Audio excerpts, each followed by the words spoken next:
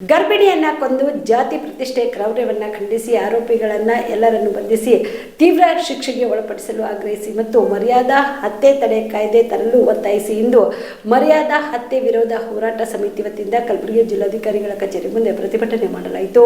ಕಲಬುರಗಿಯ ಜಿಲ್ಲಾಧಿಕಾರಿಗಳ ಕಚೇರಿ ಮುಂದೆ ಪ್ರತಿಭಟನೆ ನಡೆಸಿದ ಪ್ರತಿಭಟನಾಕಾರರು ಮರ್ಯಾದಾ ಹತ್ಯೆ ತಡೆಗಾಗಿ ಕೂಡಲೇ ನಿರ್ದಿಷ್ಟ ಕಾನೂನು ರೂಪಿಸಬೇಕು. ಇನ್ನು ಹುಬ್ಬಳ್ಳಿಯಲ್ಲಿ ಮಾನ್ಯಾಳನ್ನ ಹತ್ಯೆ ಮಾಡಿದ್ದ ಮತ್ತು ಅವಳ ಗಂಡನ ಮನೆಯವರ ಮೇಲೆ ಮಾರಣಾಂತಿಕ ಹಲ್ಲೆ ಮಾಡಿದ ಪ್ರಕಾಶ್ ಗೌಡ ಪಾಟೀಲ್ ಮತ್ತು ಎಲ್ಲ ಆರೋಪಿಗಳನ್ನು ತೀವ್ರ ಶಿಕ್ಷೆಗೆ ಒಳಪಡಿಸಬೇಕು.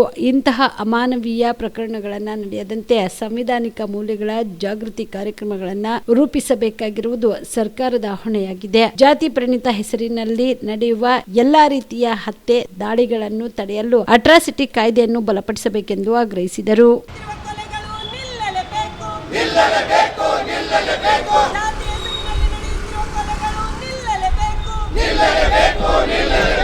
ಮರ್ಯಾದೆ ಹೆಸರಿನಲ್ಲಿ ನಡೆಯುತ್ತಿರುವ ಕೊಲೆಗಳು ನಿಲ್ಲಲೇಬೇಕು.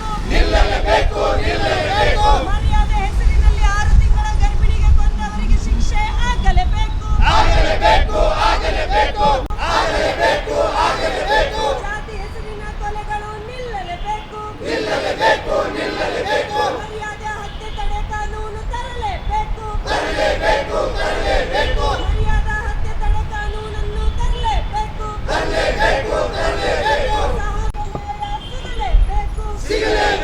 ಸಿಗಲೇಬೇಕು. ಸಹೋದರಿ ಮಾನ್ಯಾಳಿಗೆ ನ್ಯಾಯ ಸಿಗಲೇಬೇಕು. ಮರ್ಯಾದೆ ಹೆಸರಿನಲ್ಲಿ 6 ತಿಂಗಳ ಗರ್ಭಿಣಿಗೆ ಕೊಂದವರಿಗೆ ಕಠಿಣ ಶಿಕ್ಷೆ ಆಗಲೇಬೇಕು. ಮರ್ಯಾದೆ ಹೆಸರಿನಲ್ಲಿ ಕೊಂದ ಮಾನ್ಯಾಳ ಕೊಂದವರಿಗೆ ಕಠಿಣ ಶಿಕ್ಷೆ ಆಗಲೇಬೇಕು. ನಿಲ್ಲಲೇಬೇಕು. ಸಹೋದರಿ ಮಾನ್ಯಾಳಿಗೆ ನ್ಯಾಯ ಸಿಗಲೇಬೇಕು.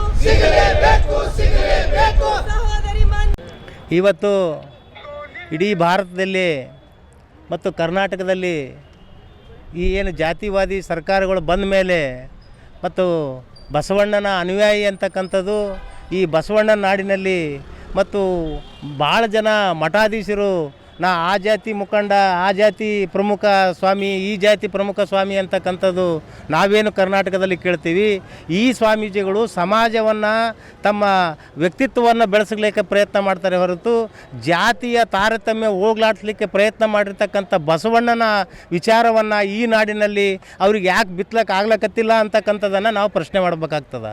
ಇವತ್ತು ನಡೆದಿರ್ತಕ್ಕಂಥದ್ದು ಬಸವಣ್ಣನ ಅನುಯಾಯಿ ಅಂತಕ್ಕಂಥ ಒಬ್ಬ ಲಿಂಗಾಯತ ಹುಡುಗಂದು ಮತ್ತು ಹುಡುಗಿಯ ಮಧ್ಯದಲ್ಲಿ ಆಗಿರ್ತಕ್ಕಂಥ ಒಂದು ಘಟನೆಯನ್ನು ಇದು ಕರ್ನಾಟಕವೇ ತಲೆ ತಗ್ಗಿಸ್ತಕ್ಕಂಥ ವಿಚಾರ ಆಗಿರ್ತದೆ. ಯಾಕಂತಂದರೆ ಇದು ಜಾತ್ಯತೀತ ಆಗಿರ್ತಕ್ಕಂಥ ಕರ್ನಾಟಕ ಮತ್ತು ಬಸವಣ್ಣನ ನಾಡು, ಅಂಬೇಡ್ಕರರ ನಾಡು, ಸೂಫಿ ಸಂತರ ನಾಡು, ಅನೇಕ ಸಾಮಾಜಿಕ ಪರಿವರ್ತನೆಯ ನಡೆದಿರ್ತಕ್ಕಂಥ ಈ ನಾಡಿನಲ್ಲಿ ಇಂಥ ಘಟನೆ ನಡೀತಕ್ಕಂಥದ್ದು ಇಡೀ ನಾಗರಿಕ ಸಮಾಜನೇ ತಲೆ ತಗ್ಗಿಸ್ತಕ್ಕಂಥ ಒಂದು ಘಟನೆ ಆಗಿರ್ತದೆ. ಆ ಹಿನ್ನೆಲೆಯಲ್ಲಿ ನಾವೇನು ಈಗಾಗಲೇ ಭದ್ರೆಯವರು ಹೇಳಿದಂಗೆ ಸಾಮಾಜಿಕ ಹಿನ್ನೆಲೆಯಲ್ಲಿ ಸರ್ಕಾರ ಬಂದಿದೆ ಅಂತಕ್ಕಂಥವ್ರು ಹೇಳ್ತಕ್ಕಂಥವ್ರು ಇಂಥ ತಂದೆ ಅಷ್ಟೇ ಅಲ್ಲ, ಅದಕ್ಕೆ ಕಾರಣ ಆಗಿರ್ತಕ್ಕಂಥವ್ರು ಎಲ್ಲರನ್ನ ಒಂದು ಜೈಲಿಗಾಡ್ತಕ್ಕಂಥದ್ದು ಮತ್ತು ವಿಶೇಷ ಕಾನೂನನ್ನು ಅಂತರ್ಜಾತೀಯ ಸ್ಟಾರ್ ಲೈಫ್ ಕೇರ್ ತಾಯಿ ಮತ್ತು ಮಕ್ಕಳ ಆಸ್ಪತ್ರೆ ಕಲಬುರಗಿಯಲ್ಲಿ ಸ್ತ್ರೀ ರೋಗ ಹಾಗೂ ಮಕ್ಕಳ ಚಿಕಿತ್ಸೆಗಾಗಿಯೇ ಸ್ಟಾರ್ ಲೈಫ್ ಕೇರ್ ಪ್ರತ್ಯೇಕ ಆಸ್ಪತ್ರೆ ಆರಂಭ.